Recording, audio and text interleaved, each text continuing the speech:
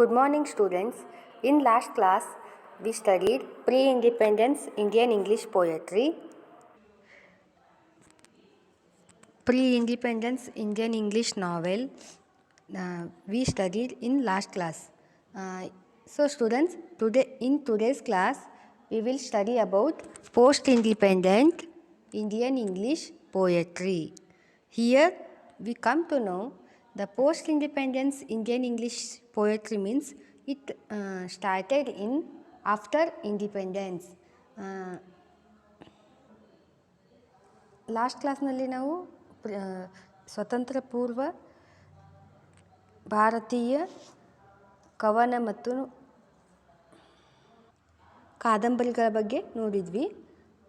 ಇವತ್ತಿನ ಕ್ಲಾಸ್ನಲ್ಲಿ ನಾವು ಸ್ವತಂತ್ರ ನಂತರದ ಇಂಗ್ಲೀಷ್ ಸಾಹಿತ್ಯ ಅದರೊಳಗೆ ಯಾವುದಪ್ಪ ಅಂದರೆ ಕವನಗಳು ಯಾವ ರೀತಿ ಇತ್ತು, post independence Indian English poetry ಇದ್ರ ಬಗ್ಗೆ ನೋಡೋಣ. Here in like American, Australian and Canadian English literatures, Indian English literature used to express the British influence, but the post-independence poetry is modern India. Discarded the so-called influence of West. ಇಲ್ಲೇನು ಹೇಳ್ತಾರಪ್ಪ ಅಂದ್ರೆ ಯಾವ ರೀತಿ ಅಂದ್ರೆ America, Australia ಮತ್ತು Canada English ಸಾಹಿತ್ಯ ಥರ ಏನಪ್ಪ ಅಂದ್ರೆ ಭಾರತೀಯ ಸಾಹಿತ್ಯನೂ ಕೂಡ ಏನಪ್ಪ ಅಂದ್ರೆ ಬ್ರಿಟಿಷರ ಪ್ರಭಾವವನ್ನು ವ್ಯಕ್ತಪಡಿಸ್ತು ನಮ್ಮ ಇಂಗ್ಲೀಷ್ ಸಾಹಿತ್ಯದಲ್ಲಿ. ಆದ್ರೆ ಏನಪ್ಪ ಅಂದ್ರೆ ಪೋಸ್ಟ್ ಇಂಡಿಪೆಂಡೆನ್ಸ್ ಪೋಯಟ್ರಿ ಇದು ಏನು ಆಧುನಿಕ ಭಾರತದ ಸಾಹಿತ್ಯದ ಬಗ್ಗೆ ಹೇಳ್ತು. ಆಮೇಲೆ ಆಧುನಿಕ ಪೋಸ್ಟ್ ಇಂಡಿಪೆಂಡೆನ್ಸ್ ಪೋಯಟ್ರಿ ಒಳಗೆ ಏನಪ್ಪ ಅಂದ್ರೆ ಬ್ರಿಟಿಷರ ಪ್ರಭಾವವನ್ನು ಸ್ವಲ್ಪ ಕಮ್ಮಿ ಮಾಡ್ತು ಅಂತ ಹೇಳ್ತಾರೆ. The post independence Indian poetry in English shared beliefs, values, customs, behaviours ETC. ಇಲ್ಲೇನಪ್ಪ ಅಂದ್ರೆ ಸ್ವತಂತ್ರ ನಂತರದ ಇಂಗ್ಲೀಷ್ ಸಾಹಿತ್ಯ ಏನು ಮಾಡ್ತಂದ್ರೆ ಕೆಲವೊಂದು ನಂಬಿಕೆಗಳು, ವ್ಯಾಲ್ಯೂಗಳು, ಕಸ್ಟಮ್, ಬಿಹೇವಿಯರ್ ಇವುಗಳನ್ನೆಲ್ಲ ವ್ಯಕ್ತಪಡಿಸ್ತು ಅಂತ ಹೇಳ್ತಾರೆ. ನೆಕ್ಸ್ಟ್ ಆಫ್ ದಿ ಸೊಸೈಟಿ ಯಾವುದು ನಮ್ಮ ಸಮಾಜದ ನಂಬಿಕೆ, ವ್ಯಾಲ್ಯೂ ಆಮೇಲೆ ಕಸ್ಟಮ್ಸ್, ಬಿಹೇವಿಯರ್ನ ವ್ಯಕ್ತಪಡಿಸ್ತು ಅಂತ ಹೇಳ್ತಾರೆ. The poetry gave wide range cultural trade through symbols, situations, themes and other. ಇಲ್ಲಿ ಕವನಗಳಲ್ಲಿ ಯಾವ ರೀತಿ ವ್ಯಕ್ತಪಡಿಸ್ತಂದ್ರೆ ಕೆಲವೊಂದು ಸಿಂಬಾಲ್, ಆಮೇಲೆ ಸಂದರ್ಭ, ಕೆಲವೊಂದು ಸಿಂಬಾಲ್ಗಳು, ಕೆಲವೊಂದು ಥೀಮ್ಗಳಿಂದ ವ್ಯಕ್ತಪಡಿಸ್ತು. They presented the real world conditions of the contemporary India.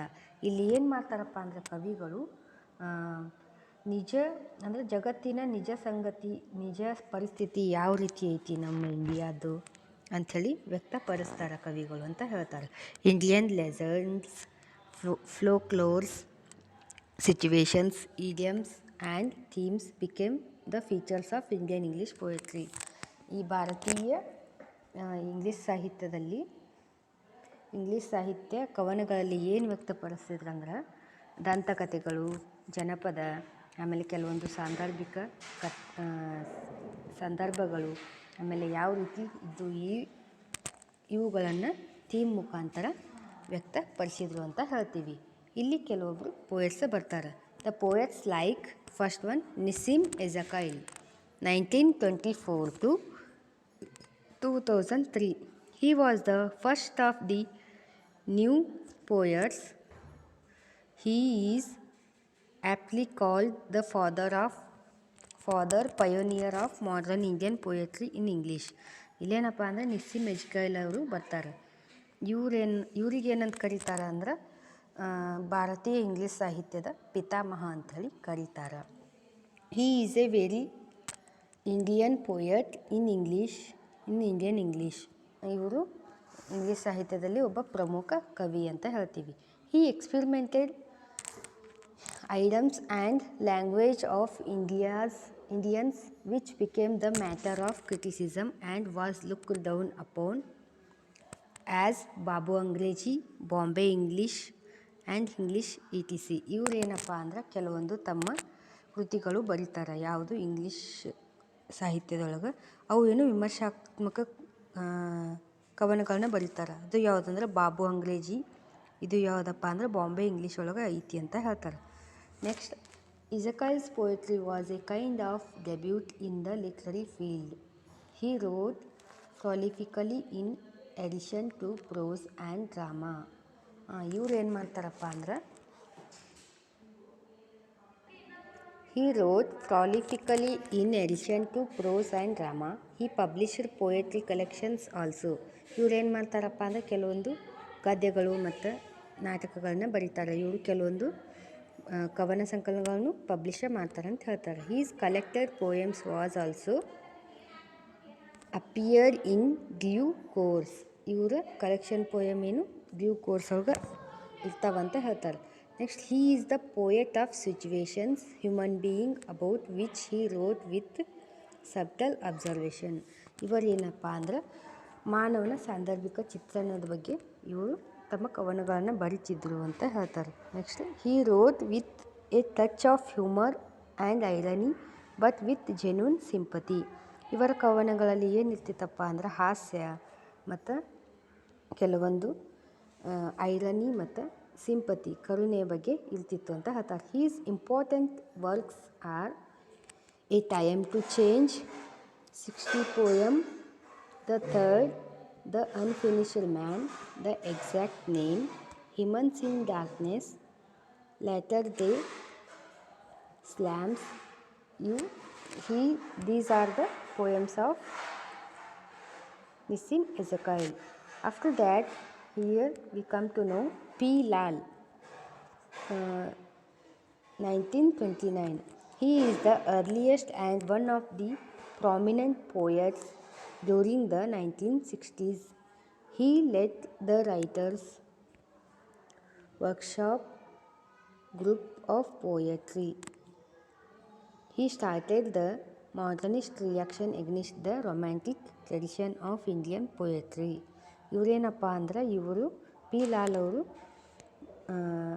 Post independence Indian ಪೋಯೆಟ್ರಿದ ಒಬ್ಬ ಪ್ರಾಮಿನೆಂಟ್ ಪೋಯೆಟ್ ಅಂತ ಹೇಳ್ತಾರೆ. ಎಲ್ಲಿ 1966 ಅಂತ ಹೇಳ್ತಾರೆ. ಇವರು ಏನಪ್ಪ ಅಂದ್ರೆ ಒಂದು ಈ ಎಲ್ಲ ಲೇಖಕರದು ಒಂದು ಗುಂಪಿರ್ತದೆ. ಆ ಗುಂಪಿನೊಳಗೆ ಇವರು ಒಬ್ಬ ಪ್ರಮುಖರು ಇರ್ತಾರೆ. He started modernist reaction against romantic tradition of India. ಇವರು ಏನು ಮಾಡ್ತಾರೆ,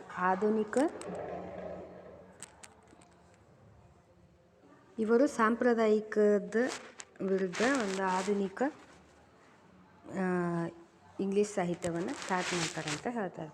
ಆಮೇಲೆ next, Indian poetry but he ended up as a romantic poet himself. ಇವರು ಒಬ್ಬ ರೊಮ್ಯಾಂಟಿಕ್ ಪೋಯೆಟ್ ಅಂತ ಹೇಳ್ತೀವಿ. He is essentially a lyrical and pictorial poet.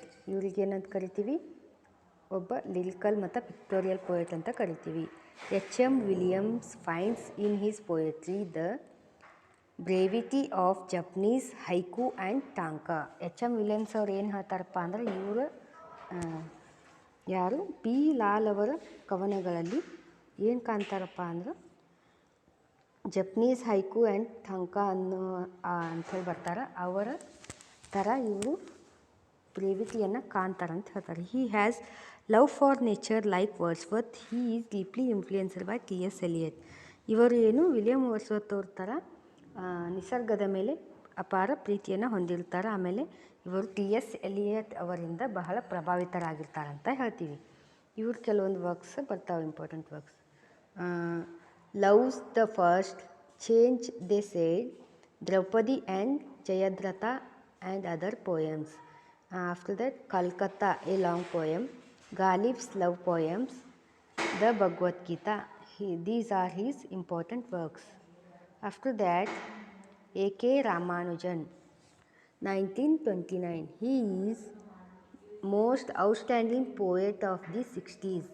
He wrote in Tamil and Kannada. A.K. Ramanujan ಅವರು ಏನಪ್ಪ ಅಂದ್ರೆ ಇವರು 16ನೇ ಶತಮಾನದ ಒಂದು ಪ್ರಮುಖ ಕವಿ ಇರ್ತಾರೆ. ಇವರು ತಮಿಳು ಮತ್ತು ಕನ್ನಡ ಒಳಗೆ ಕೆಲವೊಂದು ಪೋಯಮ್ ಬರೀತಾರೆ. ಅವು ಇಂಗ್ಲೀಷ್ ಒಳಗೂ ಕೂಡ ಟ್ರಾನ್ಸ್ಲೇಟ್ ಆಗ್ತಾವಂತ ಹೇಳ್ತಾರೆ. Though A K. Ramanujan settled in America, he's poetry grows out of Indian experiences and sensibility with all his memories of family, local images, beliefs and history. ಇವರು ಅಮೇರಿಕಾದಲ್ಲಿ ಹೋಗಿ ವಾಸವಾಗಿದ್ದರೂ ಕೂಡ ಇವರ ಕವನಗಳು ಏನಿರ್ತಿದ್ವಪ್ಪ ಅಂದ್ರೆ ಭಾರತೀಯ ಅನುಭವಗಳು, ಆಮೇಲೆ ಅಲ್ಲಿನ ಭಾರತೀಯ ಅವರ ಕುಟುಂಬದ ಮೆಮೊರಿ ಅಂದ್ರೆ ನೆನಪುಗಳು, ಅಲ್ಲಿಯ ಸ್ಥಳೀಯ ಚಿತ್ರಣ, ನಂಬಿಕೆ, ಆಮೇಲೆ ಇತಿಹಾಸದ ಬಗ್ಗೆ ಇರ್ತಿದ್ವು ಅಂತ ಹೇಳ್ತಾರೆ. His memories play a vital role in composing poem. ಇವರ ಕವನಗಳಲ್ಲಿ ಹೆಂಗಿರ್ತಿದ್ವಪ್ಪ ಅಂದ್ರೆ ಇವರ ಕವನಗಳಲ್ಲಿ ಏನು ಹೇಳ್ತಿದ್ವು ಅಂದ್ರೆ ಕವನ ರಚನೆ ಮಾಡುವಾಗ ಆ ನೆನಪುಗಳು ಒಳ್ಳೆಯ ಪಾತ್ರವನ್ನು ಮಾಡ್ತಿದ್ವು ಅಂತ ಹೇಳ್ತಾರೆ. Ramanujan's Indianness is a notable in terms of Indian myths, history, culture, heritage and Indian topography and environment. ಇಲ್ಲೇನು ಹೇಳ್ತಾರಪ್ಪ ಅಂದ್ರೆ ರಾಮಾನುಜನ್ ಅವರ ಭಾರತೀಯ ಮೇಲೆ ಪ್ರೀತಿ, ಅವರ ಭಾರತೀಯತೆ ಇವರ ಕವನಗಳಲ್ಲಿ ಎದ್ದು ಕಾಣ್ತಿದ್ವು. ಯಾವ ರೀತಿಯಪ್ಪ ಅಂದ್ರೆ ಭಾರತೀಯ ಮಿತ್ಸ್ ಮತ್ತು ಇತಿಹಾಸ, ಸಂಪ್ರದಾಯ ಇವೆಲ್ಲದರ ಬಗ್ಗೆ, ಆಮೇಲೆ ವಾತಾವರಣದ ಬಗ್ಗೆ ಇವರ ಕವನಗಳಲ್ಲಿ ಇವರ ಬರವಣಿಗೆ ಶೈಲಿಯಲ್ಲಿ ವ್ಯಕ್ತಪಡಿಸ್ತಿದ್ರು ಅಂತ ಹೇಳ್ತಾರೆ. His style is lucid and calm. ಇವರು ಬರವಣಿಗೆ ಶೈಲಿ ಹೆಂಗಿತ್ತಪ್ಪ ಅಂದ್ರೆ ಲುಸಿಡ್ ಆ್ಯಂಡ್ ಕಾಮ್ ಇತ್ತು. He gives detailed in narrative technique by using exact and clear images. ಇವರ ಕವನ ಶೈಲಿಯೊಳಗೆ ಏನಿರ್ತಿತ್ತಪ್ಪ ಅಂದ್ರೆ ಡೀಟೇಲಾಗಿ ಅಂದ್ರೆ ವಿವರಣೆಯಾಗಿ ಬರೀತಿದ್ರು. ಆ ರೀತಿ ಇವರ ನೆರೇಟಿವ್ ಟೆಕ್ನಿಕ್ ಇತ್ತು ಅಂತ ಹೇಳ್ತಾರೆ. ಕ್ಲಿಯರ್ ಇಮೇಜ್ ಅಂದ್ರೆ ಸಂಪೂರ್ಣ ಚಿತ್ರಣ ಇರ್ತಿತ್ತು. His love poems are of deep emotions and fineness of perception. ಇವರ ಕವನಗಳು ಆ ರೀತಿ ಇರ್ತಿದ್ವು. His views of life are ironic, sceptical, controlled, refined, finely detailed, natural and unaffected.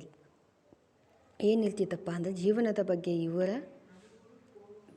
ಧೋರಣೆ ಯಾವ ರೀತಿ ಇರ್ತಿತ್ತಪ್ಪ ಅಂದ್ರೆ ironic, sceptical, controlled, refined, finely detailed, natural ಈ ರೀತಿ ಇರ್ತಿತ್ತು ಅಂತ ಹೇಳ್ತಾರೆ. His vision is keenly microscopic. ಅಂದರೆ ಇವರು ಯಾವ ರೀತಿ ಅಂದರೆ ಸೂಕ್ಷ್ಮವಾಗಿ ವೀಕ್ಷಣೆಯನ್ನು ಮಾಡ್ತಿದ್ರು ಅವರು ಅಂತ ಹೇಳ್ತಾರೆ.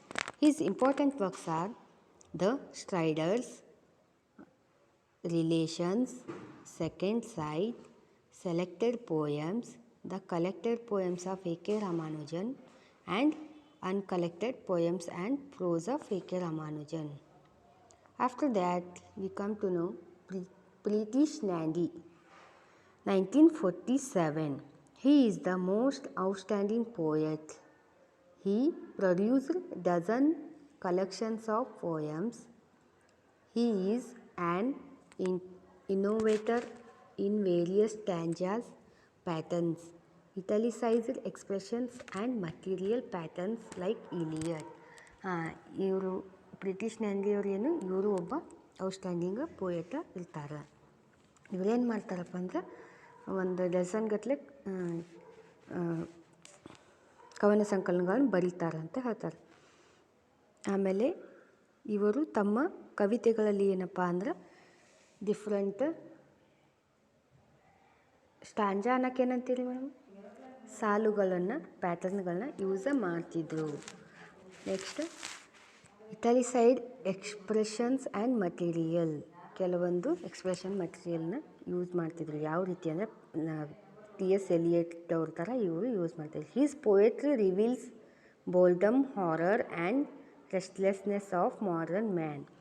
ಯಾವ ರೀತಿ ಇರ್ತಿತ್ತಪ್ಪ ಅಂದರೆ ಇವರ ಕವನಗಳು ಹಾರರ್ ಅಂದರೆ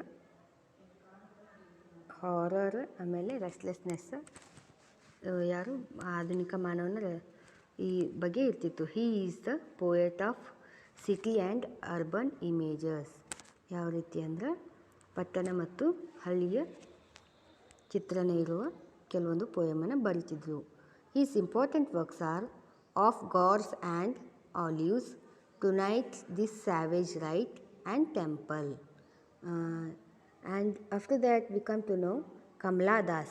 She is one of the women poets of this period. She is wrote in Malayalam and English. ಇಲ್ಲಿ ಕಮಲಾ ದಾಸ್ ಅಂಥೇಳಿ ಒಬ್ಬ ಕವಯಿತ್ರಿ ಬರ್ತಾರೆ. ಇವರೇನಪ್ಪ ಅಂದರೆ ಪೋಸ್ಟ್ ಇಂಡಿಪೆಂಡೆನ್ಸ್ ಒಳಗೆ ಒಬ್ಬ ಪ್ರಮುಖ ಕವಯಿತ್ರಿ ಇರ್ತಾರೆ. ಇವರು ಮಲಯಾಳಂ ಮತ್ತು ಇಂಗ್ಲೀಷ್ ಒಳಗೂ ಕೆಲವೊಂದು ಕವನಗಳನ್ನ ಬರೀತಾರೆ. She has published book of words in English. ಇವರು ಕೆಲವೊಂದು ಯಾವುದು ಇಂಗ್ಲೀಷದಲ್ಲಿ ಒಂದು ಬುಕ್ಕನ್ನು ಪಬ್ಲಿಷ್ ಮಾಡ್ತಾರೆ. She is a confessional poet of love and tenderness. ಇವ್ರಿಗೇನಂತ ಕರೀತಾರಪ್ಪ ಅಂದರೆ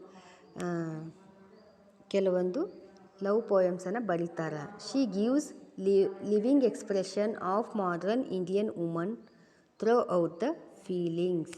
ಇವರು ಏನು ಮಾಡ್ತಾರಪ್ಪ ಅಂದರೆ ತಮ್ಮ ಕವನಗಳಲ್ಲಿ ಆಧುನಿಕ ಭಾರತದ ಮಹಿಳೆ ಹೆಂಗಿದ್ಲು, ಅವಳ ವಿಚಾರಗಳು ಹೆಂಗಿದ್ದು, ಅವರ ಭಾವನೆಗಳು ಹೆಂಗಿದ್ದು ಅನ್ನೋದನ್ನು ಇವರು ವ್ಯಕ್ತಪಡಿಸ್ತಾರೆ ತಮ್ಮ ಕವನದಲ್ಲಿ.